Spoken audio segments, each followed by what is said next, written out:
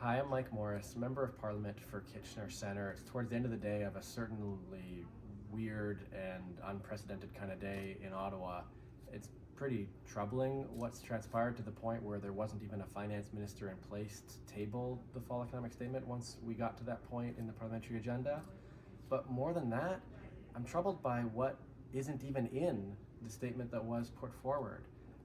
It's a time when folks in our community are facing significant challenges when it comes to the housing crisis we're in. We've seen rents double in recent years. We've seen the number of people living unsheltered triple from 2018 to 2021 and nearly triple again at the most recent point in count study. When it comes to mental health, when it comes to the climate crisis we're in, when it comes to the affordability of day-to-day life, there's so much we need the federal government to step up and deliver on.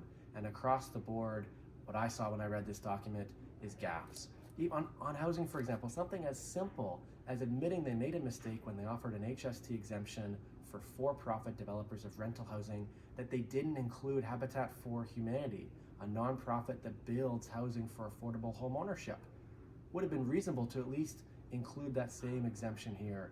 Nothing of the sort. When it comes to climate and the affordability crisis we're in, to recognize that oil and gas companies are gouging us at the pumps, and it's long past time to put in place an excess profit tax on those profits, to use those funds to invest in solutions we need, like public transit.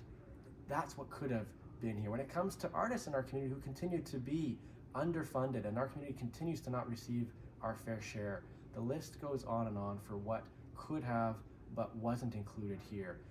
If anything, it strengthens my resolve as the MP for our community to continue to raise the voices of those with lived experience, to make sure that those are the folks whose voices through my advocacy are getting heard here in Ottawa, because it's clear that now more than ever, their voices need to be heard here so that MPs from all parties can understand what they need to be working on together to step up to the scale of the crises that we're facing.